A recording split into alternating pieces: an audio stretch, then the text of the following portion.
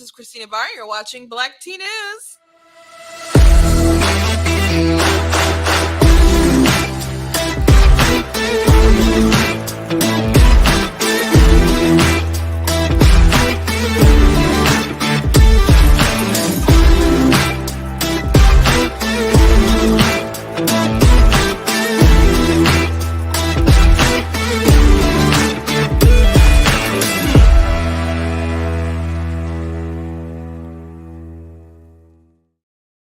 Hello. Welcome to Black Tea News. I am your host, Christina Barr. Welcome, everyone coming in. PC people in the chat, thank you for watching. Appreciate you.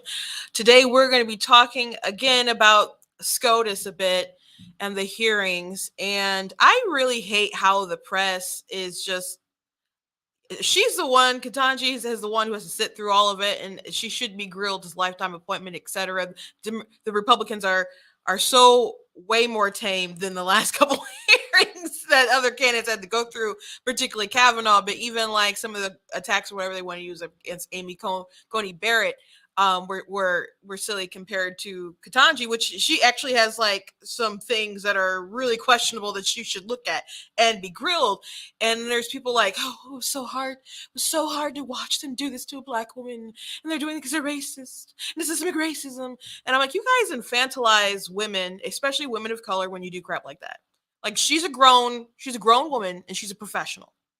She's a professional being interviewed about a job, and she has some questionable things in her resume, and people need to hash that out. And be like, oh, first of all, why are you bugging about people coming and asking women questions when y'all don't even want to define what a woman is? So I want to talk about that because it also reminded me of Kamala Harris's debate performance. And she did not do well when she debated against Mike Pence. And the media knew that. They didn't want to say, oh, she was trash. So what they said was, oh, he was mansplaining. And I have like 2 clips back from the day when that happened that I want to show you guys. But I did write an article about it at the time on blacktnews.com. I'm just like, this is not good for feminism. It's not good for professional women when you come in and you just make excuses for them. I mean, I know that's what modern feminists want. They don't want equality. They just, I know, want to win, but they're losing with this trans issue, man. That backfired. The leftism is really backfiring on people. But I just didn't like the media's turn of events where you just can't let people stand on their own 2 feet and do their own thing. And when they fail and it's your guy that you like, you want to blame sexism, you want to blame racism, you want to blame homophobia, whatever you can blame, instead of just saying, hey, maybe that person just wasn't best for the job. And you know what? I think we can clearly see that Kamala isn't the best for the job for what she's actually doing. She's performing very poorly. And there's been some disarray within the White House as well. And I know I said I would get to that, but I'm gonna push it off probably till tomorrow because there's some other things I want to touch on. There's also this article that the New York Times put out a few days ago. I just got a lesbian author who wrote like a memoir, and she was like in the military in the days of Don't Ask, Don't Tell, and so she got an award, or was supposed to be someone up for an award, and then they actually retracted it because she defended her friend. And so I just kind of saw that from the headlines and people talking about when I started to read the article. It's so ridiculous why they decided to rescind this award. So I'm gonna spoil it because it's pretty ridiculous. So wait till we get in that segment. But it just really goes to show you how crazy folks are. But why is this episode labeled like, is there hope for moderate Democrats? Because there's a poll out in Florida that they did internally, I guess, for like Democrats who are likely voters in the primary. And guess what? They support Ron DeSantis's Don't Say Gay bill. How could they do such a thing? Because people they just read like the language from the bill, and people are like, oh no, I don't think you should be teaching sexual orientation to children. Who knew? Everyone. So Democrats have made themselves look like darn fools over this issue. And I hope they are just destroyed, just absolutely demolished for it. I don't think they should be able to backtrack. I want people to be aware of these morons who just push forward with all this crap. So we're going to get through all this stuff today.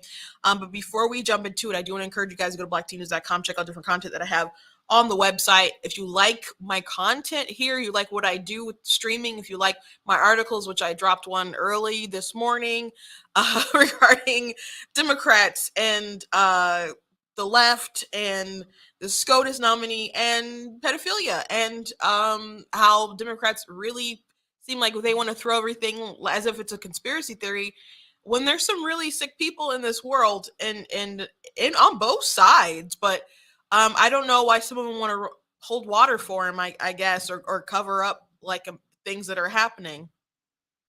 And I could guess, but that just, I don't want the show to be that dark today. So anyway, that you can read articles like that on my website. But if you enjoy what I do, please consider leaving a donation at blacktnews.com/donate.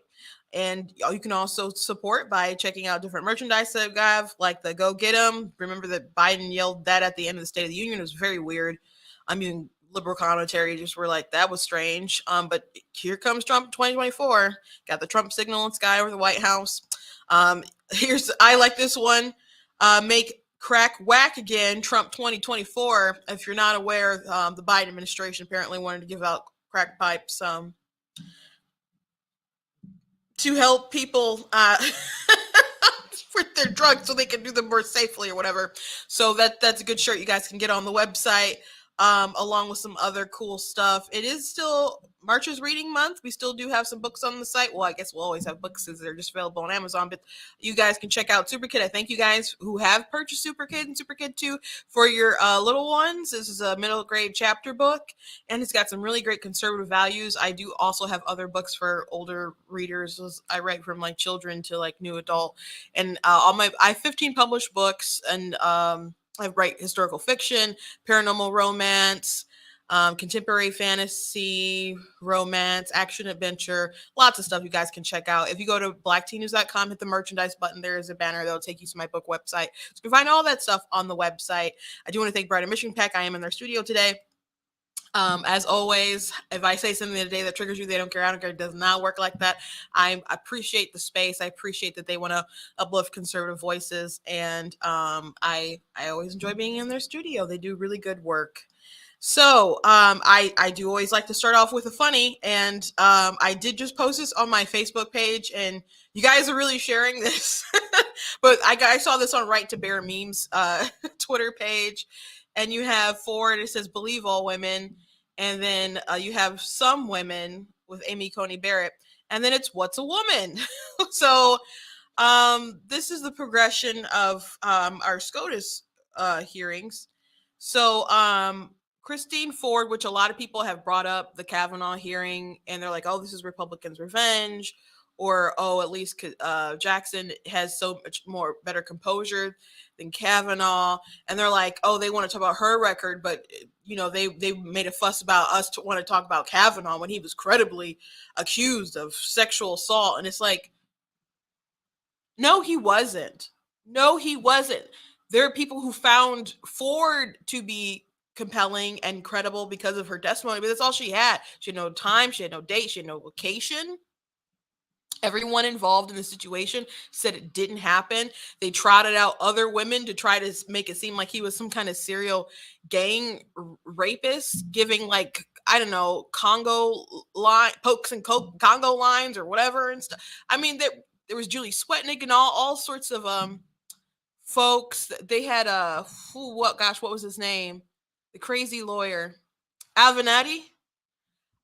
Going around on CNN all the time, nonstop, because he was really anti-Trump and he was Stormy Daniels' lawyer. And she ended up suing him. And I think Stormy Daniels just lost in court too. I think she has to pay, according to Don Jr. That's the only source I saw about it. So FYI, it is a biased source. But why would he lie about this? So he said that actually she lost, so she's gonna have to pay Trump. So interesting turn of events all around. But there were so many lies surrounding the Kavanaugh hearing that was just absolutely absurd. But there was this believe all women. So much so that and man, that's when I really disliked Kamala Harris, when she was like, I believe her. I'm like, you didn't even hear her testimony yet. How you believe her? And you like in law enforcement and stuff, and you didn't even listen to the testimonies to assess whether or not it's credible or not. You just automatically believe her. Okay. And so she behaved inappropriately, in my opinion, during that hearing. And she just became my least favorite Democrat, period. Like the most insincere, scummy one of them all. She was my very, very, very bottom. Very bottom. And she, gosh, she was just so awful during that time. So she got to a pickle when Joe Biden had an accuser, Tara Reid, and she was like, I believe Tara Reid, or I believe we are supposed to believe all women. And I'm like, okay, so you believe that he sexually assaulted Tara Reid, and you also accused Joe Biden of trying to keep you out of busing and integrating in schools. So you are openly just going to be the vice president of a sexual assaulter segregationist. Okay, Kamala. Okay, Kamala. It seems a little weird. But she had backed herself into a corner, and Joe Biden did as well, because he was like, believe all women, everybody was like, believe all women, you have to believe a woman when she tells her story and stuff.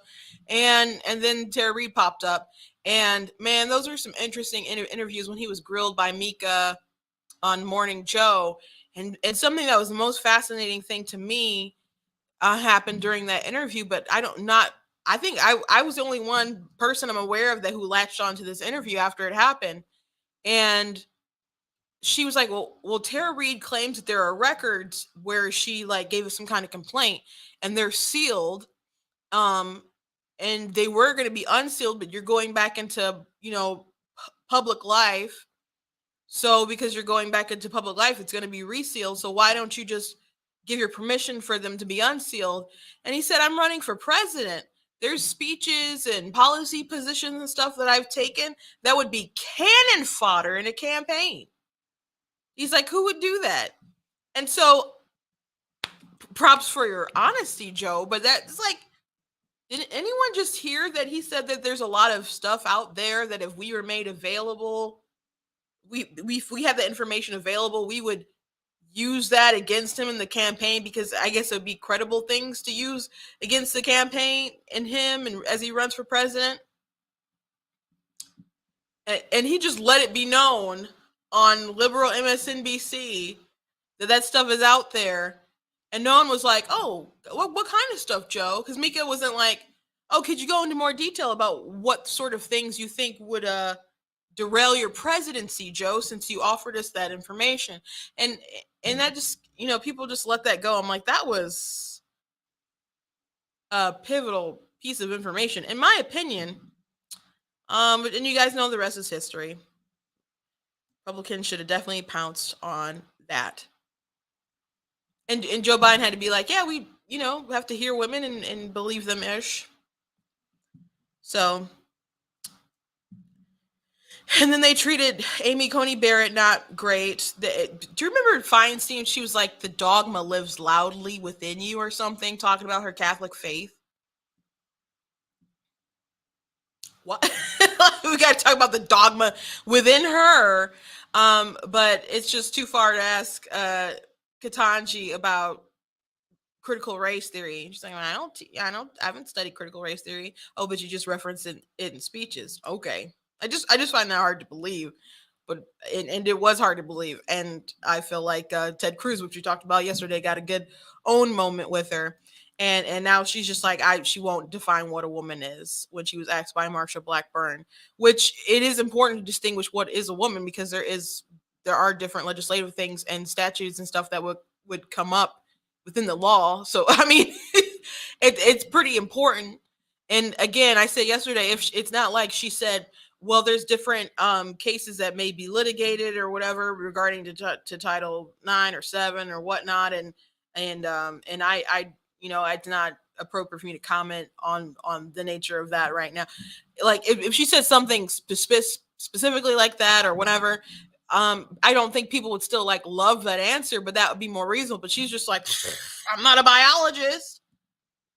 That just really wasn't an acceptable answer. So that's what people are really, really talking about and focusing on as of now. I still think the kiddie porn thing is a pretty prominent issue, but at least people are talking. I do not think she should be confirmed. I think the Republicans should really, really be pushing against this. I saw one GOP ad, it just had her and said CRT. I'm like, that's not good enough. You guys got to, I know CRT is a really hot topic right now. But the her not willing to define what a woman is, that you still need to talk about that, and you still need to talk about her rulings and her leniency with the kiddie porn cases. I think that's my 2 cents. That's my 2 cents. And if you know someone who's a Republican up in upper sort of legislation who, or some kind of strategist who can make these sort of decisions and push these sort of things, please let them know. Please let them know. So, first things first, as we get into our main stories, I want to talk about this Florida bill. Of course, we've talked about it a lot. The Don't Say Gay bill, which is actually called the Parental Rights and Education bill. And if you are unaware of what the bill actually is, the bill is about protecting the well-being and mental health of children and affirming that the parents are the ones who have the rights and are the ones who are making the decisions for the children. So if the teachers, administrators cannot conspire against the parents to hide any kind of information regarding to their well-being and their mental health. That's one part of the bill. And then the other big part of the bill that's been so controversial to people is that you cannot have classroom instruction on the gender ideology or sexual orientation. Now, the left and the Democrats, activists, media all went wild calling it the Don't Say Gay bill, when the bill itself doesn't say the word gay at all. As a matter of fact, when it talks about sexual orientation, it does not distinguish a difference between heterosexuals and homosexuals. So if it's not appropriate to teach homosexuality, it's not a time to teach about sexual orientation regarding heterosexuality. So, and this is specifically from K to 3, and it does leave room for upper grades if it's deemed taught in an inappropriate manner according to the state standards. Now, off the top of my head, no, I don't know what Florida state standards are. I'm sure somebody in Florida knows. But as an observer who's looking at this bill, the bill seems pretty darn good. I would like legislation like that to be everywhere, because if you're a parent, why would you want strangers being like, okay, today we're going to learn about this?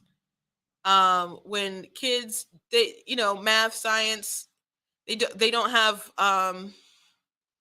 huge grips on a lot of different issues, and I just rather not confuse them about different stuff.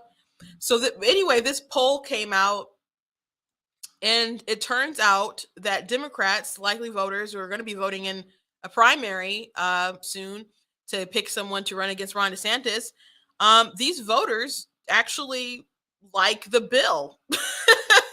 These voters actually like the bill. So the amazing thing about this bill is 52% of Democrats approve of the bill. And they actually say this Don't Say Gay bill.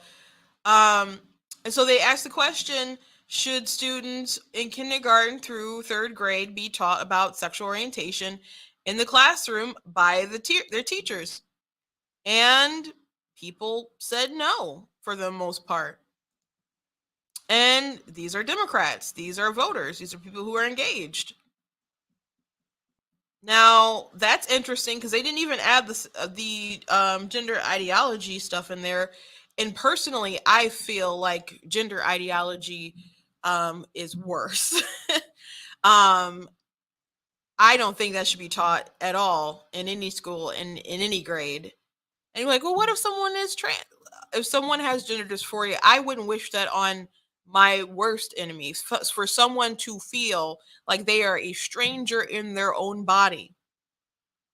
Like, people, there is a trend of people who just think they are, and there's young women who are like, oh, my friend is trans, I'm gonna be trans with them, and they are following a crowd, and maybe they have other underlining conditions, and they think that being trans is and being gender affirming in that other kind of way is going to solve their issues. And there's people who go extreme and they take hormones and they chop off their breast or whatever, and they figure out that they made a massive mistake and they actually had other issues, but people were just so willing to affirm rather than question and get to the root of the issues that they just allowed them to basically Frankenstein their body and their lives and stuff.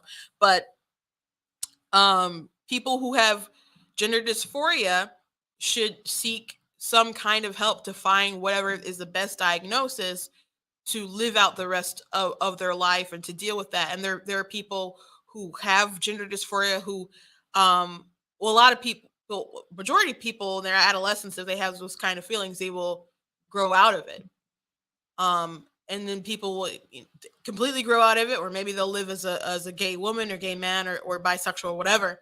And then there's some people who still really struggle with their gender dysphoria, but they still go on and live their life as a gay man. Chad Felix Green, he's a conservative writer. He writes for the Federalist. I don't know if exclusively, but sometimes.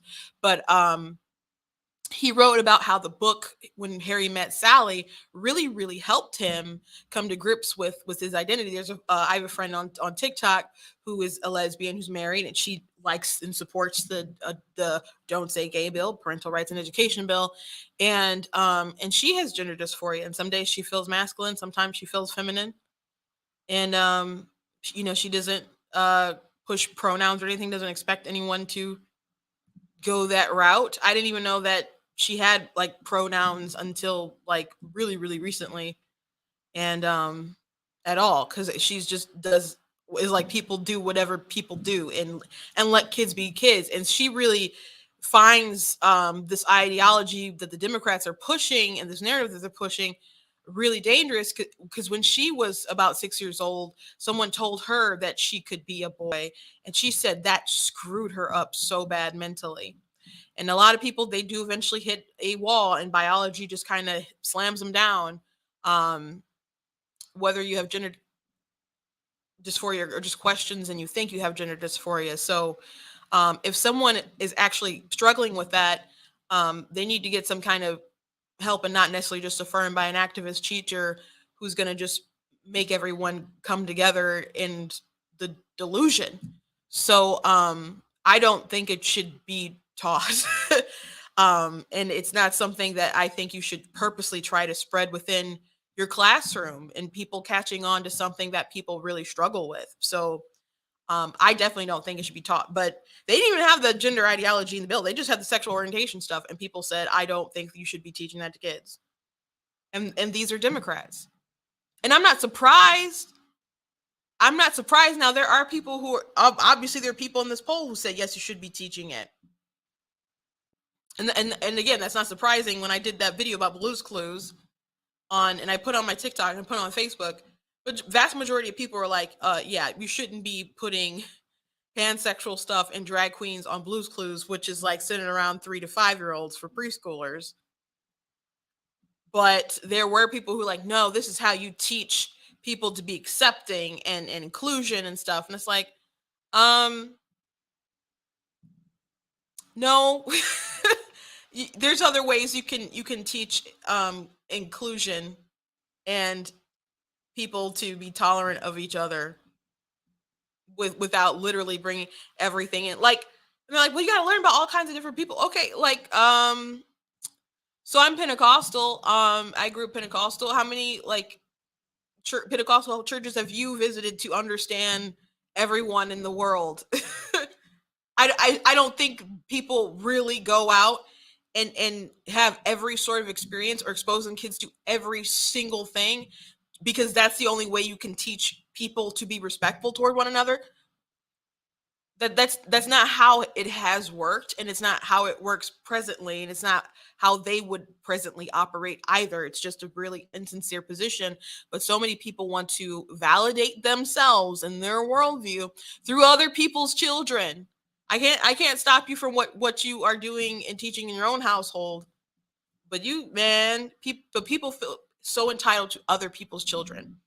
So at the end of the day, there's plenty of moderate Democrats that if they were paying attention and knew how bad Biden and Kamala and some of these people were on these gender issues, maybe they would have thought twice about how they voted. Because at the end of the day, Um, Orange Man, they viewed him as bad, but people care about their kids. There was one really viral video. I've played it for you guys here on the show of a man. He was actually in like a Biden victory commercial. He said Biden is like the only person I've ever like really stomped for or whatever. And he said he's so disgusted with how things are going. He mentioned Afghanistan. I think he mentioned like inflation. Maybe not. It wasn't even really bad at the. I mean, it was bad, but it's really bad now. And but he mentioned this gender ideology stuff. And he said if you had known that Biden was such a genderist, he wouldn't have voted for him. And I think there's other people who would feel a similar sort of way. That's not something that Biden just shouted from the rooftops, when he was campaigning and out of his basement. I mean, it's something that people should have known. I mean, if they really looked into it, and something that people should have been concerned about because he did have radical people running his campaign and how they would bend over backwards over Twitter mobs and stuff. But again, I'm glad this poll came out because people need to be encouraged that Twitter, TikTok, that's not real life. This is more along the lines of real life when people are like, you know what, that's weird. I don't think you should be teaching kids sexual orientation in school.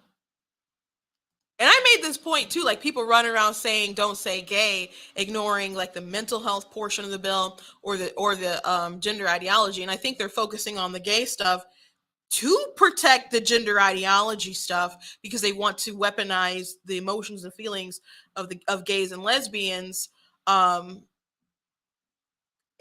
utilize the whole entire community, because I know there's gays and lesbians who don't like the sort of militant trans ideology that's kind of happening with you have to respect my pronouns, not everybody's into that. But if people think like, oh, you're trying to ban gay or whatever, so people have this fantastical view, dystopian kind of view, I guess, about the bill, and it's just not accurate. But I was just like, even if the bill was only saying sexual orientation, I'm pretty sure people would still be against that too.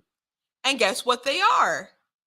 Guess what they are? Because they want their kids to be kids. I was listening to a live with my friend, Millennial Spike Lee, and I've had him on my TikTok show, that I stream on Saturday nights before.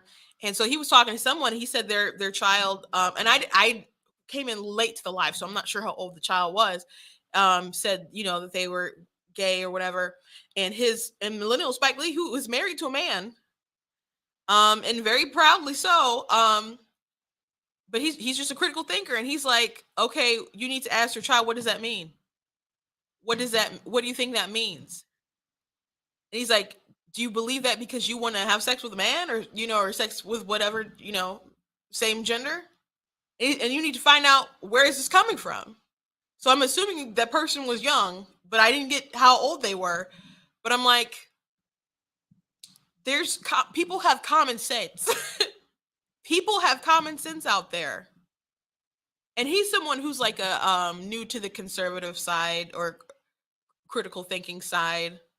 It wasn't too long ago that they were, on Team Democrat, but they made it turn. So there's a lot of people who are being red pilled.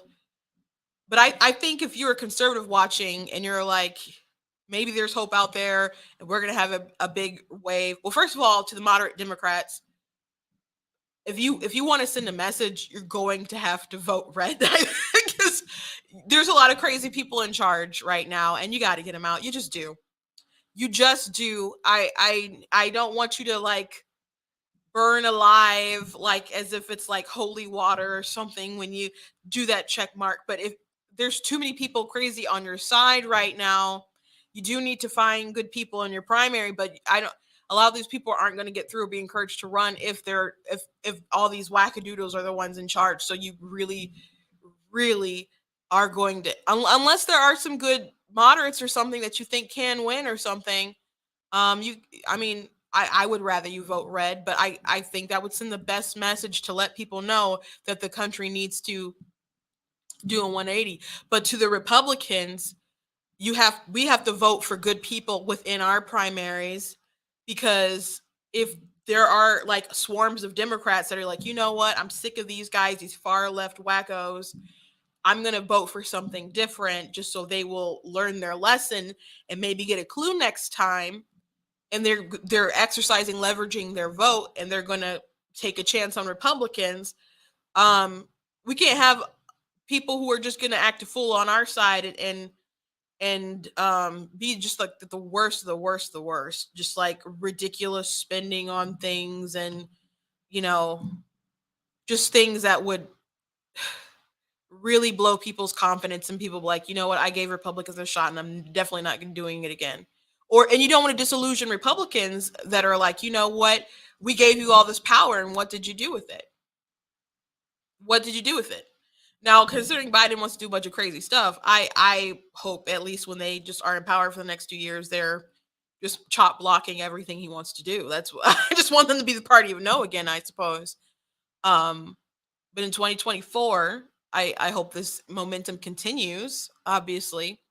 And I hope you see a beautiful red wave and a lot of competent patriots getting elected, people who want to be more fiscally responsible and want to see the world promoted again to a competent world stage. Because we have a weak leader right now, and we need some faith restored within our classrooms and our institutions. And I don't want to have to fight about every single thing again. Someone said, like, are conservatives, are you going to reach across the aisle, and what does unity look like? I don't believe we can be unified over a lot of things right now until we like even get the basis line of even our rights. We can't even agree with what our rights are. So I think where to start, like, people should be having conversations, like plain conversations, like exposing the bare naked truth, like with the don't say gay bill, like, hey, here's what's actually in the legislation. And the media's been so malicious with this information, just lying. So breaking through that media barrier, I talk about it all the time, and that's why I do what I do. So please support blacktnews.com. And I think it's very important. And I think that's a good way to red pill people, or at least have them not be so far on the left side, is to have real conversations with folks, giving them real information, and having people really dig through their ideology and explain it, and look at the policies, and look and actually read a bill and see whether it's good or bad, and just get rid of the spin. I think that's a good way to sort of start bridging gaps, because people will see, oh my gosh, I was really, really far over with these crazy people who had an agenda, and now I can think about what's best for my family because I'm not an enraged psychopath. But I also think that we're going to have to go back to a time where we reclaim entertainment as something that is not so divisive. I read the other day about how conservative Disney employees feel like they've been pushed into the closet because it's a very hostile environment, and Disney, the company, and employees who are very outspoken, who are very left wing and LGBT, make it a hostile environment. Like, they didn't even want to do like internal polling about like their work environment and stuff, because they were afraid of retaliation from that. So Disney's going to keep pushing out really, really left wing agenda stuff, whether it's in their cartoons or the live action stuff or the films, comic book movies, that they can get it through. The comic books are just utter trash right now. So they made a good point that Disney should be bigger than that, and they should be able to bridge the gap, something that can bring people together just for entertainment's sake. But it seems like Disney wants to throw that away. So I don't think that's a good thing. I would like for them to draw back and go back to a position of like, hey, let's just make magic together. I think it would be nice if sports didn't have to be so utterly divisive, if everyone didn't have to be woke in every single sphere of our life. That could bring some unity back. If we just had some kind of safe spaces to talk to one another and not be so involved in this toxic atmosphere with these politics 24/7. So I think that would do a lot of good. But I at the same time, I know there's just a lot of people who don't want to get there. So I speaking of people who don't want to get there, I want to segue into this story from the New York Times where there was this writer, Lauren it's Hogh, Hugh. I'll just say Hugh. I don't want to say Ho. I don't know if it's right or not. But I'll just say Lauren. So anyway, she's a lesbian writer, and she was going to get a Lambda Prize nomination but she lost it after a Twitter feud. Says her essay collection was removed from a contention in the category of best lesbian memoir after she went on Twitter to defend a forthcoming Sandra Newman novel from charges that it was transphobic. This is gonna be crazy, guys. I'm gonna read through some of this. Last month, Lauren Hugh was a first-time author, received good news from an editor at her publishing house. Her essay collection, Leaving Isn't the Hardest Thing, published last year, was set to be nominated for a Lambda Literary Award in the category of lesbian memoir. The nomination seemed a capstone to a remarkable debut, which won critical acclaim and spent 2 weeks in the New York Times bestseller list. The book, described by its publisher as interrogating our notions of SSC queerness and what it means to live freely, drew heavily on Howe's life experiences, including as a lesbian in the Air Force during the time of Don't Ask, Don't Tell era. A reviewer for NPR likened her skill as a portraiture to that of one of those cartoonists who can sketch out 4 lines and suddenly you see their face in them. But Hugh said in an interview Monday that an editor had recently informed her that the nomination had been pulled following a social media dust-up in which Hugh had defended at times heatedly a forthcoming novel by author Sandra Newman, a friend of hers, from criticism that it was transphobic. The novel The Men, which is set to be published in June, describes a scenario in which all people with a Y chromosome mysteriously disappear from the face of the earth, according to Newman's publisher. Hugh said she had read The Men, wrote on Substack that she had told the critics to read the book before condemning it. That's the outrage. That's the outrage. Lambda Literary, which for more than 30 years has administered the Lammys, confirmed that Hugh had been removed from contention for the award. In a series of now deleted tweets, Lauren Hugh exhibited what we believe to be troubling hostility toward transgender critics and trans allies, and used her substantial platform, due in part to her excellent book, to harmfully engage with readers and critics. Cleopatra Anquai and Maxwell Scales, Lambda Literary's interim co-executive director, said in a joint statement Monday, as an LGBTQ organization, we cannot knowingly reward individuals who exhibit disdain and disrespect for the autonomy of an entire segment of the community we have committed ourselves to supporting. So Hugh said Monday that she could not recall whether she had deleted any tweets and denied that any of her tweets had been transphobic. Lambda did not provide examples of the posts they were most critical of. The Times has not reviewed any deleted tweets.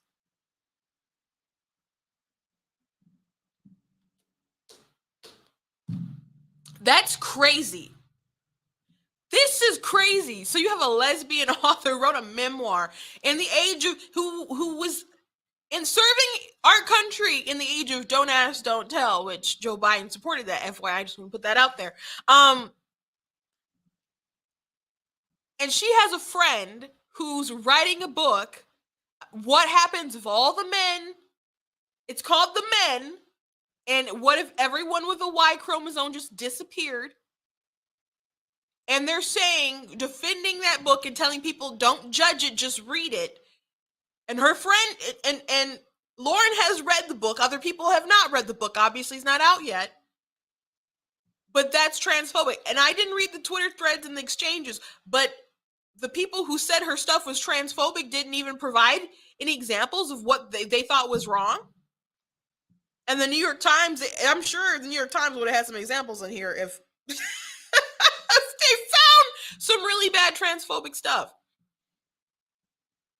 So this just looks like they're slandering this woman over this book. First of all, the idea of this book isn't, granted, I haven't read it, and there aren't a lot of original ideas out there.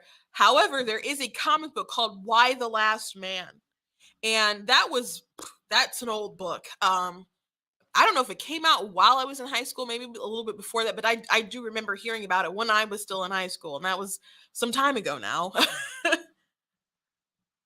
And the premise of that book is that everyone with a Y chromosome died and just disappeared. They died. I don't know if this book's gonna be like magically poof, we're alive. Everyone died except for one man and a monkey. And there were people who wanted to kill him. There are people who wanted him. There are people who wanted to see why he survived, etc. Like, he's obviously the most valuable person on the planet. And so actually FX, I don't know if it's come out yet, but they did a trailer for a TV series about the show. And when they did drop the trailer, there were people, and I did talk about this on the show when this did drop, but there are people like, it wouldn't be that bad if the men weren't here and we could survive. And it's like, people are losing their husbands, people are losing their fathers. Men obviously are a huge part of the workforce, doing a lot of jobs that women do not want to do. And y'all really out here complaining because you think you just want to be like, I'm a survivor. Like, come on. Like, this is a horrific thing. They're showing men dying in the trailer, but they're all triggered because they're showing about how there's all these jobs like manning the energy and stuff that's just like, oh, our stuff's about to go offline. We're screwed. Like, so that would be absolutely devastating if that were to happen. So there's this graphic novel that's been out for a long time with that premise, that concept. And back in those days, I don't think, like, some people saw the trailer and they're like, oh, wokeness, blah blah blah.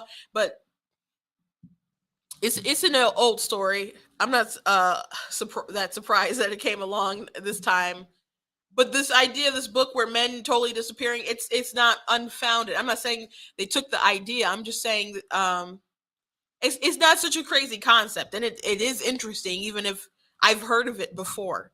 But just because all the men disappear and they call the book The Men, not the most like creative title, but it's just called The Men, and they've all disappeared, and that infuriates people, and they just want to call it transphobic. And if you're a friend and you're watching your friend, you're happy because you got a book and it's a bestseller, you got all this acclaim, and you're seeing your people attack your friend knowing you read the book and other people didn't read the book, and they're attacking you. And they're attacking your friend. Like, that would be so frustrating and annoying. That would be so frustrating and annoying. Oh my gosh. On some kind of macro, like micro level, I suppose, I can relate to it a little bit. Or my sister could, when I came out with my vampire book and stuff, someone was like, oh, you shouldn't be writing these sort of things and this sort of evil. My sister's just like, you haven't read it, you don't know what she writes, and Christina doesn't glorify evil when she writes things, and just don't assume you know what's going on with it and stuff, and don't judge it before you actually get a chance to read it and so on. So she was annoyed about that, and someone actually also came for me in a different kind of way too that I also didn't appreciate as well. I'm just like, just read it before you make those kind of huge judgments, or read something of mine. Like, you're not even like a reader of mine. You don't know what I do, and I may take a story that's maybe seems a little on the darker edge sometimes, but it's like, but I don't do it to glorify evil. It's a lot of what I write is about the struggle of humanity and choosing to overcome and do good and be good and overcome your darker sort of nature. So, and it's good to do that. So this sort of level is crazy, and to have an award rescinded, it's hard for a lot of feminists today who took really pride in being women, fought for the rights of women, believed in the patriarchy's bad, etc. And then they see them being overrun by men who identify as females, and they're just supposed to just grin and take it. But this is just bizarre because it's not transphobic in the least bit. But that's where we are.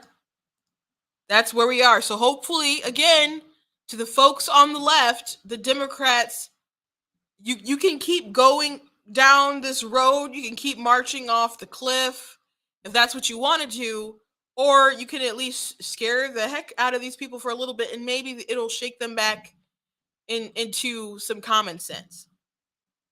Maybe a little bit. Maybe a little bit, but there has to be some kind of readjustment, or we're going to keep just getting more polarized on both sides. So there's got to be some kind of shake up, because y'all are radicalizing people on the right. Like some of the stuff I hear people talk about this "Don't Say Gay" bill and the Parental Rights bill, and people telling me like, no, your child should have privacy. It's totally fine if the teachers and the students are like hiding things from you. I'm just like, y'all about to make me be like, abolish all public schools. So y'all need to back off and just get some common sense back, man, before we all just keep going our separate ways. But as long as people just want to reject like basic truths, like what is a woman, like dear Ketanji, we're gonna be in some trouble. I already played this yesterday, but I'm gonna go ahead and play Marsha Blackburn's question to Ketanji yesterday. Can you provide a definition for the word woman? Can I provide a definition? No, Yeah. I can't. You can't? Not in this context. So I'm not a the biologist. meaning of the word woman is so unclear and controversial that you can't give me a definition? So, Marsha Blackburn, I saw her on Fox, and so she said she was a bit dumbfounded and flabbergasted. I don't know if she was quite expecting for that to be a gotcha moment, but it really is an easy question. And she really did. Marsha Blackburn did really hit pay dirt with that question, because again, Ketanji could have been like, "Oh, there's so many contested hot issues right now and cases that are coming down. I don't want to weigh in on that. Like it should seem maybe obvious to most people, but as a judge, I just don't want to weigh in on that because of future cases that may happen or whatever." And I still don't think that was necessarily a great question, because there has to be like a difference between men and women. But she's just like, I'm not a biologist, which sort of gives it away a little bit, right? That it is based on biology. But her wokeness would not allow her to state the obvious. Truth is the price that you have to pay for this just dystopian leftist fantasy world that I definitely don't want to live in. Now you have folks on the left who are just so upset regarding the hearings yesterday, and I guess in general, but just what she's been through, the questions that they've had to ask her, and it's just been so sad, just so bad with them.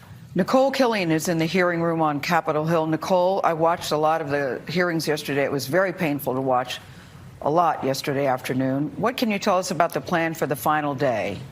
Well, the plan today is that Judge Jackson won't be in the hot seat as a panel of experts testify.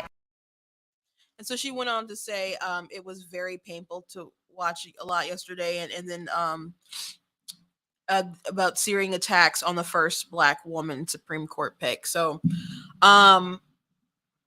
again, asking her the questions about related to the kiddie porn, it's just her record, and she was a judge, and it's fair to look at her record and question her judgment, because she did not go by the sentencing guidelines. She did have discretion. Granted, she had discretion, so they are judging her judgment, and they want to make a good judgment on whether they want to trust her to have a lifetime appointment. There's nothing wrong with questioning her record on something about something that we all think is pretty heinous. So I think we were all looking for a good explanation, and I was open to. I didn't think if there'd be a good explanation, and I was open to an explanation.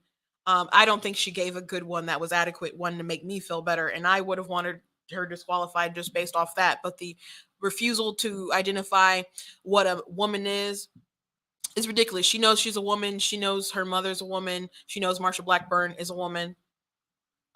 Most children can identify like, hey, that's a man, that's a woman.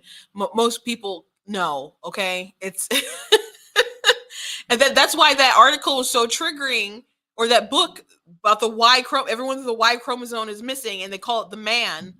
That is so offensive that they that if you were even to stand up for the author who wrote it, then you have to have your book thrown out of consideration for an award. Because how dare you remind people that biology exists and that men are being tied to the Y chromosome? How dare you do that? But like, oh, it's so sad that they have these line of attacks, these questions. Again, nothing is as bad as people asking questions about Coney Barrett's faith, people asking questions about Kavanaugh, which they did also ask questions about his faith too, but mostly like the biggest thing that everyone remembers is the allegations from Ford and other women that were just absolutely ridiculous. But when they go this route of like, oh, she's a Black woman, how dare they do this to her, and etc., or they really try to make it about the race, and then at the same time they don't want to acknowledge that she's there because of her race and her gender, when that was a campaign promise. So she's there because she's a black woman. She's there because she's Black. She's there because she's a woman, but she doesn't even want to define what a woman is. And if it's not special what a woman is, what does it matter if there was a Black man or Hispanic man or Asian man or whatever? Which I think it's, how come Biden has no love for the Asian people? Like, why did he discriminate against everybody else? But if being a woman isn't important, then what does it matter? What is it all worth? People know that they have experiences based on their gender and whatnot. That, yes, being a woman is biological, but your world is vastly different, that you experience it whether you're a man or a woman. And a lot of that because of the biology. But she just could not allow herself to say that, and these Republicans are so terrible for bringing to light her ideology, for questioning her record, and so on. And I said earlier on the top of the hour that it reminded me of how they want to protect her, of how they really wanted to protect Kamala Harris when she did her debate with Mike Pence, and she was awful. She made a good point here and there. You know, I think she was wrong ultimately. There are moments she did okay, but he came out on top. And she flopped in the primary. She had to drop out before she got, shellacked in her own state. So she didn't have momentum. She wanted to go after the dumbest things. Like, she's like, don't you think we should get Trump banned on Twitter? Which I guess she got her wish. But Elizabeth Warren just looked at her like, no, like, this is not a serious thing that we should be worrying about. And that was something coming from Elizabeth Warren, because Elizabeth Warren had some like dumb, frivolous, silly policy things that she wanted to jump on too. So she was just such a serious non-candidate. And the best things that she probably did, her biggest hit was when she came for Joe, actually. But when Tulsi Gabbard like sliced and diced her, that was amazing to watch. So it shouldn't have been a surprise to people that she could lose a debate, especially since Mike Pence is very skilled at debating. He's very good at debating. He has a very good record to run on. It just so happened we happened to be in a pandemic and stuff. So that did make things hard just in general. But overall, they had a record that was really good as far as foreign policy and economics and whatnot. And he, like, in my opinion, won his debate with Tim Kaine, and he did so good at his debate in 2016. People are like, oh, is he auditioning to be president? Which I think the media was mostly praising him because Trump didn't do very well in his first debate with Hillary Clinton. So I think they were praising Pence a lot to sort of dig on Trump's ego and to turn him against Mike Pence. So I think that's actually why they were willing to even give him any praise back then. But he was a skilled debater. And so was it really that far-fetched that he would beat Kamala Harris? But they just were like, oh, just there's a lot of mansplaining there. And I'm not kidding. That's literally what they said. That to you, because obviously Mike Pence, is a former television commentator, does have a very calm demeanor, but I think a lot of people were noticing some mansplaining going on tonight. I'm sorry. I don't think you should be able to call any time a man makes a good point mansplaining, but that is what it has become. Like, no, it's when they say it condescending. No. Y'all mad any time a man makes a good point. You're like, oh my gosh, they're mansplaining. Why? Because they said something that you should have been able to understand, but you didn't because you're a left-wing nut job? Like, that's not mansplaining. You can call it that, I guess. And then also, Jake Tapper had an interesting take back then, too. I wonder if a woman candidate feels like she can't push as much or steamroll as much as, say, Mike Pence can, for fear of seeming and offending some segment of the electorate. I'm not saying it should be that way, but I'm wondering if it is that way. So I don't think that complaint was totally without merit, because I do think there are people.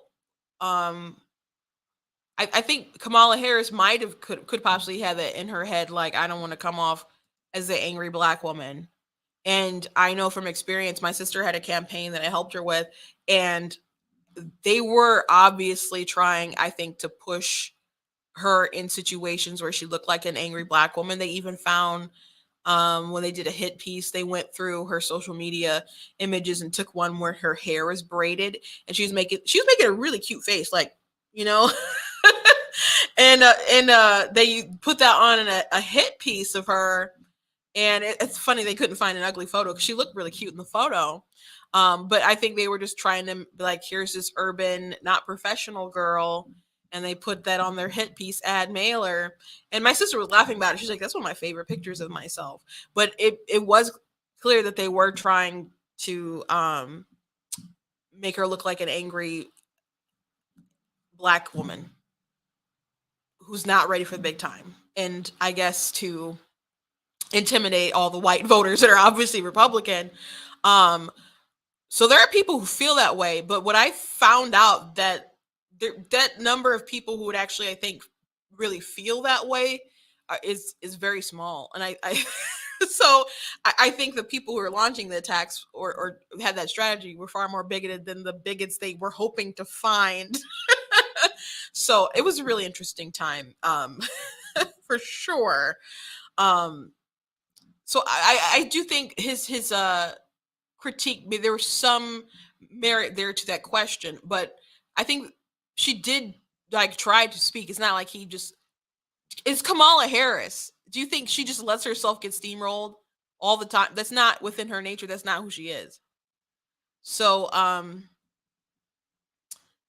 she had that I'm speaking moment and people are like, oh yes, queen. But she just didn't do a good job. And that's just what it was. But they had all these, Mark Ruffalo said, just going over it all in my head, the way Mike Pence constantly interrupted and spoke over Kamala Harris was a prime example of white male supremacy and its common dismissal and disrespect for black women. What's a woman, Mark Ruffalo? Shoot. Yeah, so they had all these excuses, these white knights and stuff. And I'm just like, she's a grown woman. She's a professional woman. Who may act a lot unprofessional a lot, in my opinion. But if you're going to coddle her as she's running for president, that just did not, obviously in hindsight, did not prepare her to be on the world stage, because she's flopping everywhere she goes. She was not a good choice for VP. She was obviously not ready to be VP. And I can't believe Joe Biden waited all this time to be president and is awful at it. I mean, I can believe he's awful, but it's just amazing that he's wanted it for so long and ended up being as awful as he is. So, please stop infantilizing black women, please. Like, or women of color. Like, if they're just bad at their job, they're just bad at their job. if they blow the interview, if they blow the debate, if they blow the hearing, if they answer poorly, it is what it is. But stop infantilizing people if they screw up. Don't blame sexism. Don't blame racism.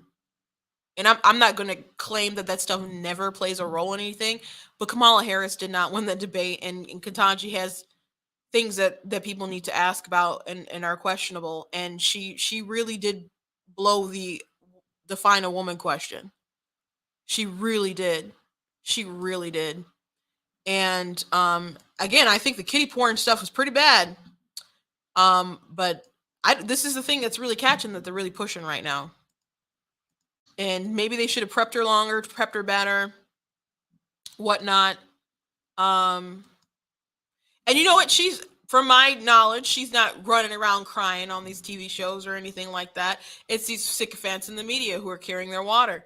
But when you don't overdo it to the degree that people are doing, you're just really, really, really, really, really infantilizing Black women, and I really don't like it. And maybe they like that they're getting covered or whatever and shielded.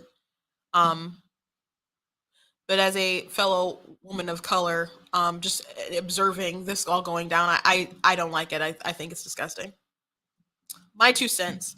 Last thing I want to mention before I let you go, which I wanted to talk about this thing on The View, but I'll save that tomorrow. But the Daily Wire, last year, they were sponsored by a razor company called Harry's.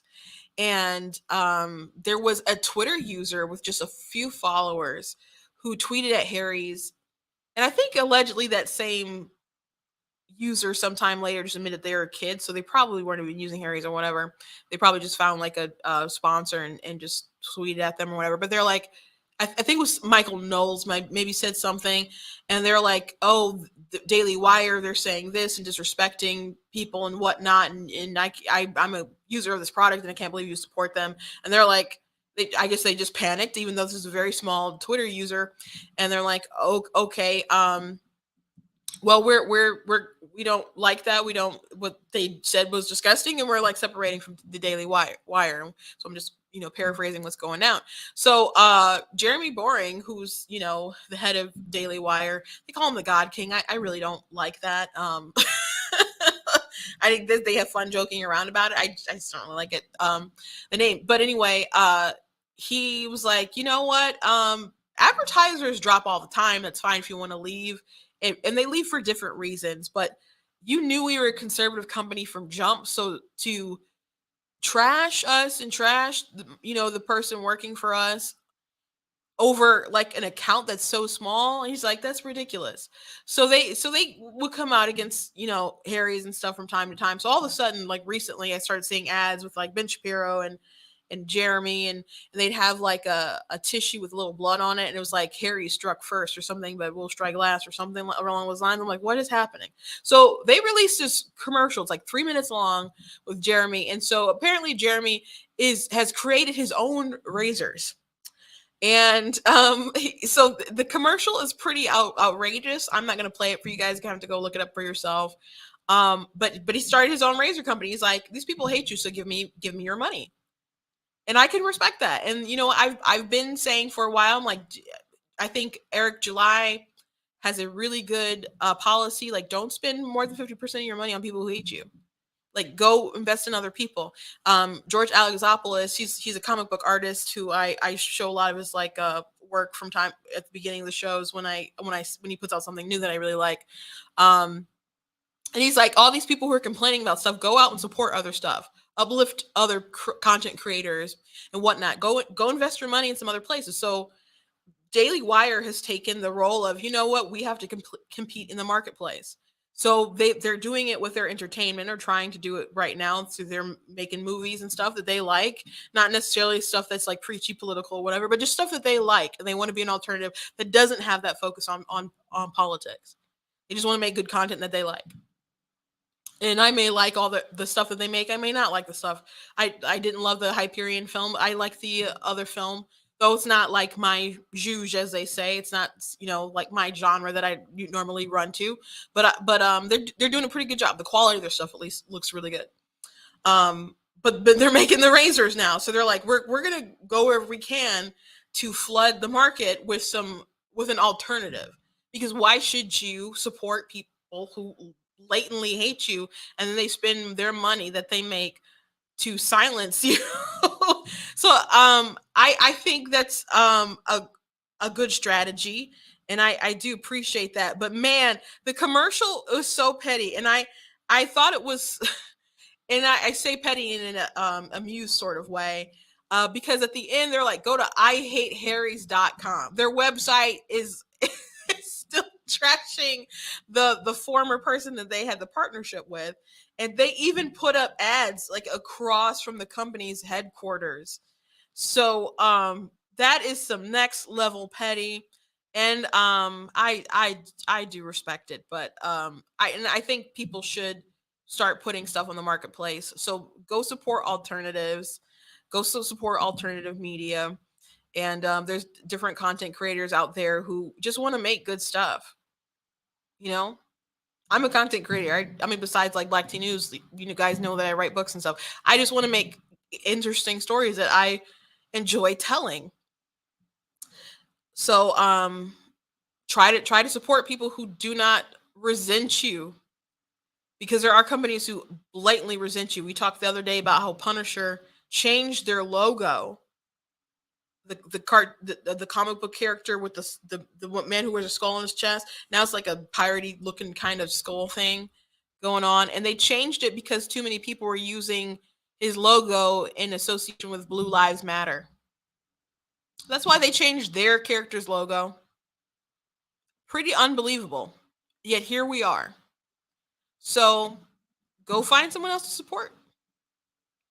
Go find someone else to support. Well, that is the show for today. Please make sure you guys visit blacktnews.com. Check out different articles that I have, like this article that I wrote some time ago about Kamala Harris after the debate. Which, yeah, again, I just think they did no favors just coddling her like that, because now she's just flopping on the world stage, and it just makes all of us look bad. But I also wrote a piece about Ketanji and Democrats and leftists and the pedophilia. So just go ahead and check that out, and check out other articles that I've written. Please check out different merch that I have, like the GOAT hoodies. I do have them in different colors, and I do have the t-shirts in different colors as well, by popular demand, because people are like, oh gosh, the white will get dirty. And I'm like, you know what? You're absolutely right. So if you want some different colors, I did make it with different colors. I got the Denounce White Supremacy, Defeat Joe Biden shirt with a list of some of his racist stuff on back. I voted for Trump, and all I got was historic peace deals, border security, gas under $2, tax cut, and this lousy t-shirt. So you guys can get that shirt and other stuff as well. And I am going to be dropping some new merch that I should have available maybe tonight or tomorrow morning. So please be on the lookout for that. And please check out some of the merchandise that I have, like my Super Kid books. They're really good chapter books for kids. I've had kids as young as 6 pick them up and read them themselves, but that's pretty impressive in my opinion. It's more like 8 to kind of 12 ish is usually people who buy the book and read the book. But people who watch Black Tea have gotten it for their kids and relayed back to me that they've really, really enjoyed it. So please go ahead and check that out. And also you can get something for yourself. I briefly mentioned Anubis book. It's not pre-order, it's actually available, so don't mind the pre-order thing. It is available on Amazon. If you go to ninjadustpublishing.com, that's where all my books are. But if you go to blackteennews.com, go to merchandise, there is a banner that'll take you to the website, so you can find everything on the site. Make sure you guys are following me across all my social media platforms on Instagram, Facebook, YouTube, TikTok, Getter, etc. And I will see you guys next time. Someone asked, when do I typically go live? I go live 4 p.m. Monday through Friday, and Saturdays at 7:30 p.m. And, if anyone's interested and you do have TikTok, I'm actually about to head over to my cousin's house, and I'm going to just do kind of like a concert and just sing for a while. So he's going to play the piano, I'm going to sing. So I haven't done anything like that on TikTok before, so I'm going to he's a Christian rapper, so he's got a good following that will watch his like Bible studies when he does it. My niche who follows me on TikTok are very political. So when I sing on the app and do videos, they don't usually like, I'm just not in that sort of algorithm. So I get people like, oh my gosh, it's really good, but it doesn't like get a ton of traction and stuff. But we'll see how the live goes. I just thought it'd be interesting to do.